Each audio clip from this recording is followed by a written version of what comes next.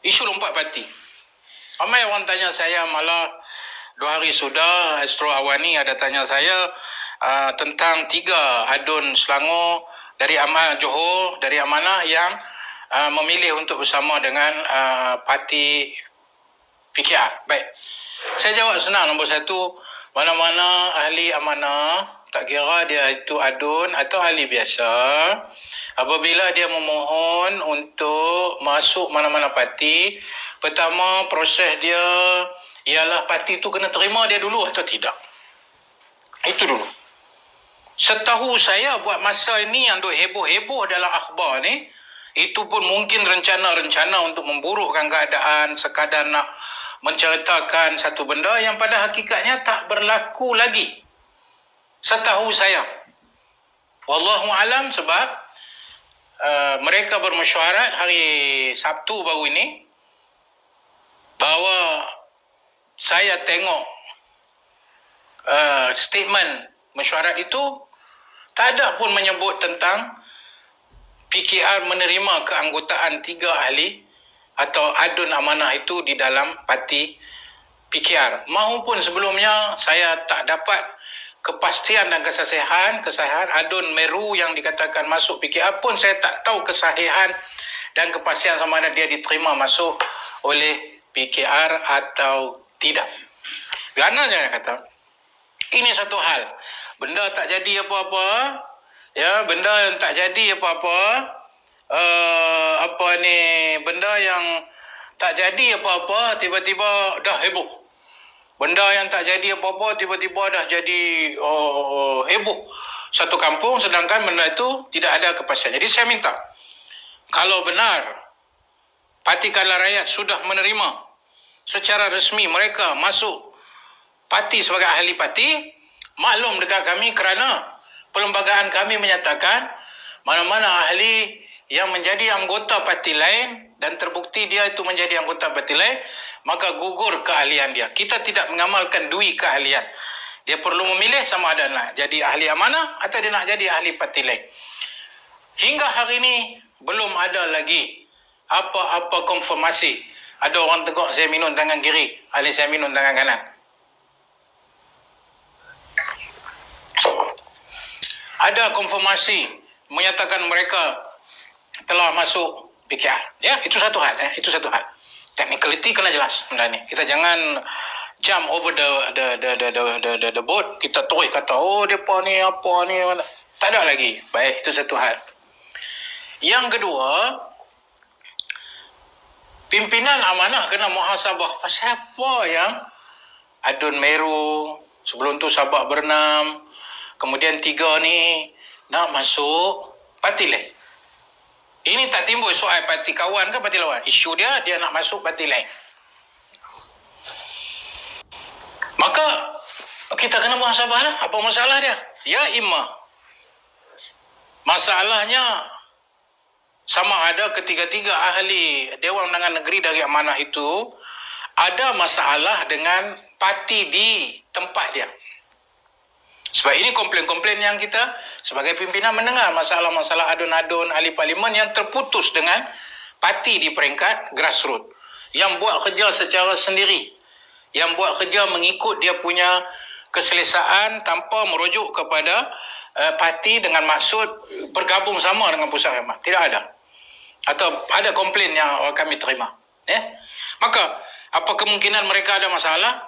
Lalu mereka nak lapik masalah itu dengan mereka nak keluar daripada amanah.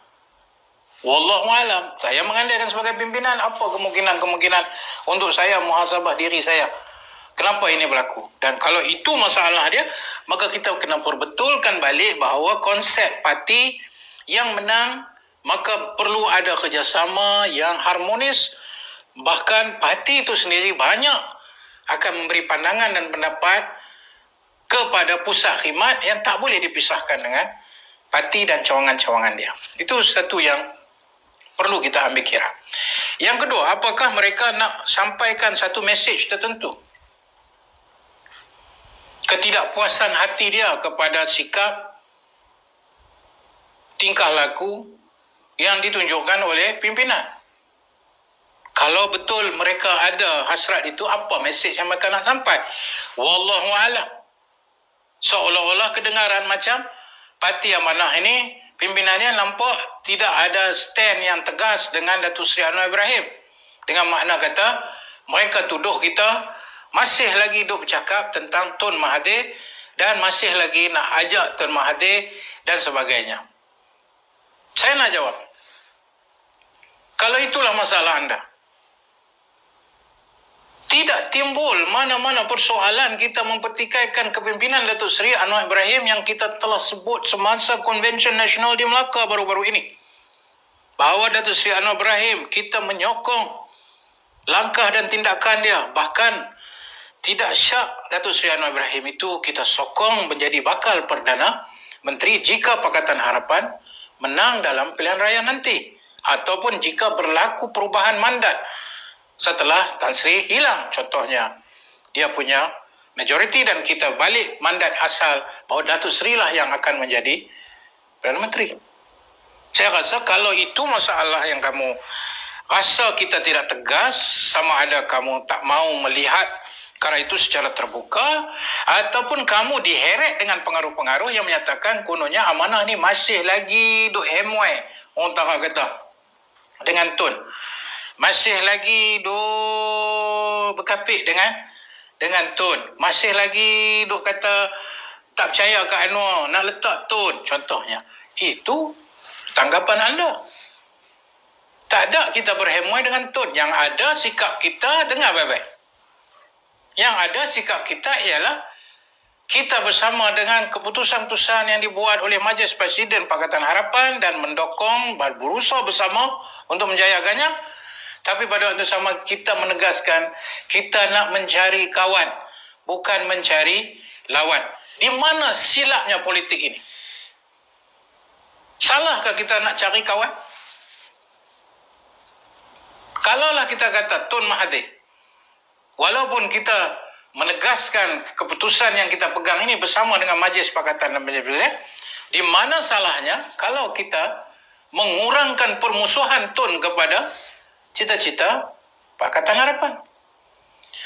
Cumanya mungkin yang timbul persepsi yang dimainkan oleh media sosial termasuk rakan-rakan sendiri daripada Parti Amanah melihat seolah kita melebihkan, kita masih lagi meletakkan Tun sebagai harapan, dan kita contohnya bila buat kenyataan akhbar ya di AP dengan Amanah buat satu statement, kemudian tanpa Parti Keadilan Rakyat, seolah macam ada satu dalam pakatan tu ada pula grup dalam pakatan yang dikatakan grup Amanah DAP dan PKR sebelah. Saya rasa kalau itu berlaku, saya tidak menafikan bahawa ianya tidak wajar berlaku.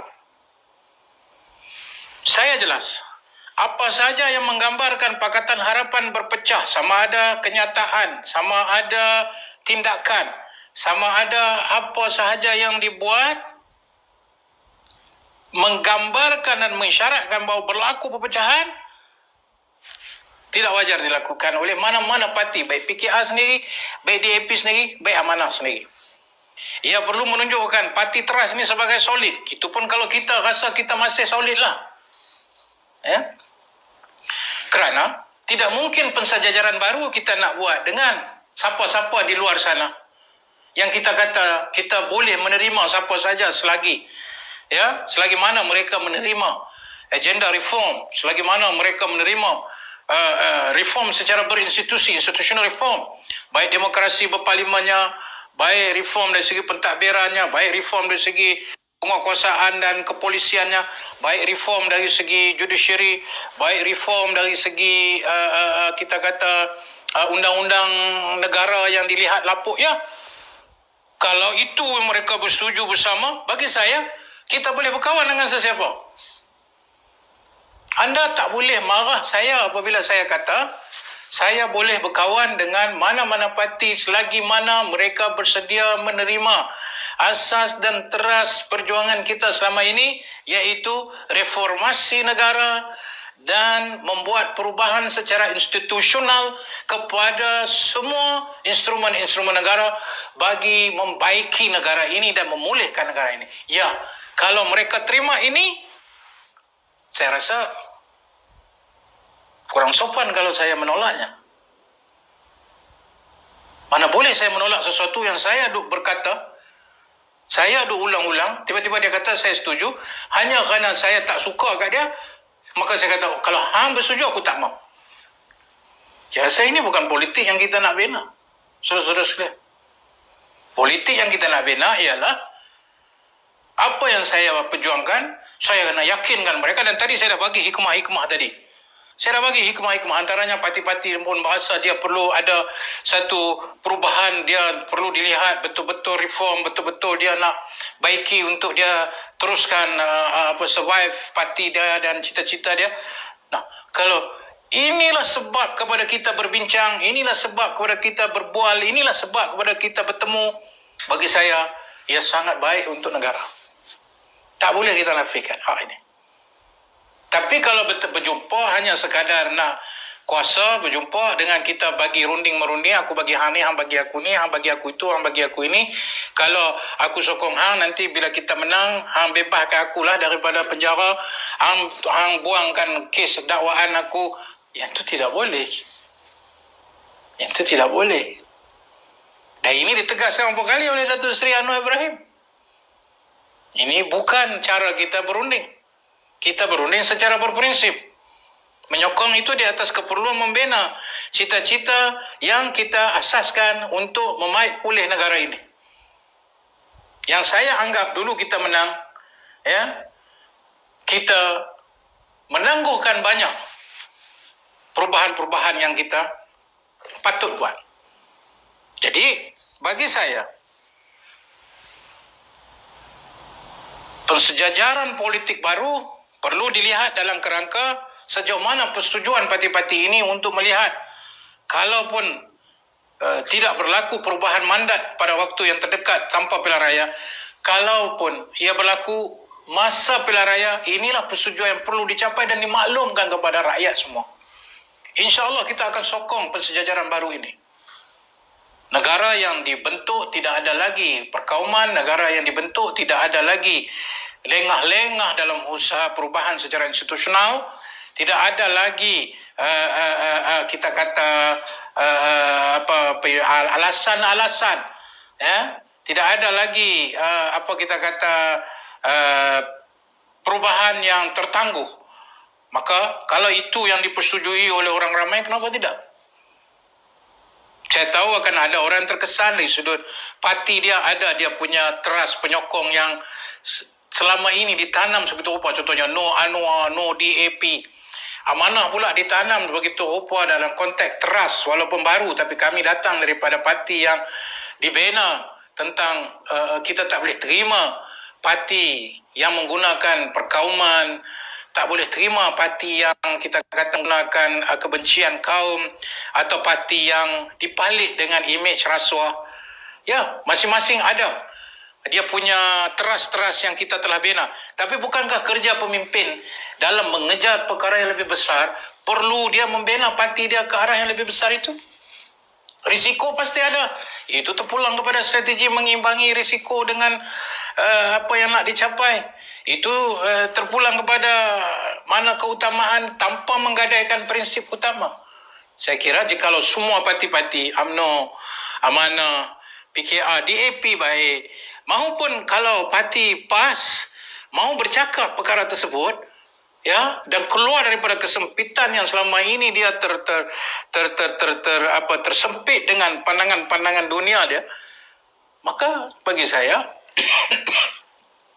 itulah persejajaran yang perlu kita bincang, perlu kita wacanakan, kita bawa sehingga dapat kita membentuk satu politik yang menyelamatkan negara daripada mereka yang melanggarkan selama ini perlembagaan demokrasi dan sebagainya. Saudara-saudara sekalian,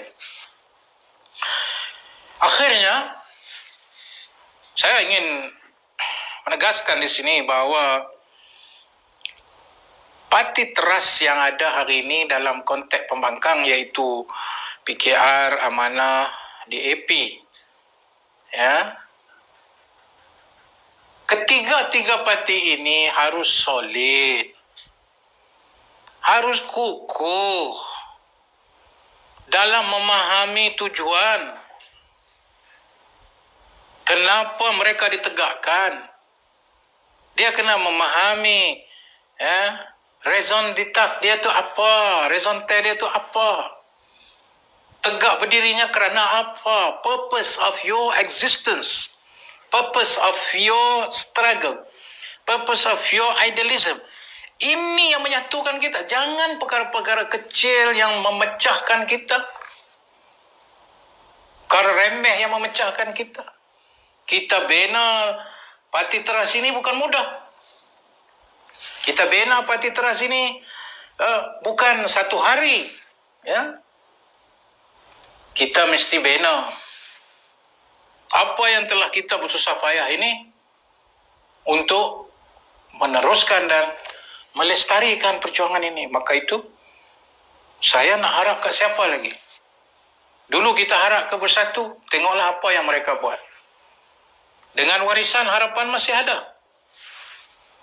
Dengan Pejuang, saya tidak tahu sejauh mana komitmen mereka kepada cita-cita yang kita sebut ini, atau sekadar mereka membenci Najib ataupun Zahid, 2-3 kerat itu sahaja, lalu mengheret ke semuanya bercakap dan lupa kepada benda besar yang kita nak buat. Sekarang ni bukan isu individu, tapi sekarang ni pensajajaran yang lebih besar yang kita kena lihat, parti-parti politik yang akan mewarisi perjuangan daripada pelapis pimpinan yang ada pada hari ini. Oleh kerana itu, kita kena sentiasa committed melawan rasuah, membina kerangka pemulihan secara institusional dan pendemokrasian berterusan, serta memastikan kesatuan dalam konteks cita-cita yang dikongsi bersama walaupun parti berbeza. Inilah yang akan menyatukan rakyat Malaysia. Maka perkara besar yang saya bercakap ini mungkin sebahagian besar menganggapnya sebagai ideal, tapi kalau anda ulang balik apa yang saya ucapkan, sebagai seorang yang praktikal, saya yakin perkara itu boleh dibumikan dengan syarat ia mendapat sokongan dan dokongan massa. Ia mendapat sokongan dan dokongan semua pihak merentas kepentingan kepartian dengan idea-idea yang boleh menyatukan kita tanpa kita terpaksa bubar parti kita, kekallah apa yang ada, tapi pada waktu yang sama dibina semula pensajajaran untuk melihat akhirnya parti-parti politik ini berkhidmat untuk memulihkan negara, menyembuhkan negara dan memulihkan demokrasi yang merupakan tegak berdirinya politik di tanah air kita. Dan jangan lupa, nilai-nilai yang saya sebut pada segmen awal tadi tidak akan terpisah dengan panduan nilai-nilai tersebut sebagai seorang Muslim yang berpegang dengan perintah syariat, maqasid syariah. Inna Allah ya'muru bil adli wal ihsan wa ita'i dzil qurba wa yanha 'anil fahsya'i wal munkari wal baghi yu'izukum la'allakum tadhakkarun. Terima kasih pada semua yang telah memberi pandangan. Tak sempat saya respon, antara lain mungkin pegawai media saya membuat respon daripada soalan-soalan yang diajukan. Dan kalau anda merasakan idea-idea ini dapat membina negara ini dengan melihat ufuk yang lebih luas, ayo bersamalah kita pulihkan demokrasi dan sembuhkan negara. Wabillahi taufik wal hidayah. Wassalamualaikum warahmatullahi wabarakatuh.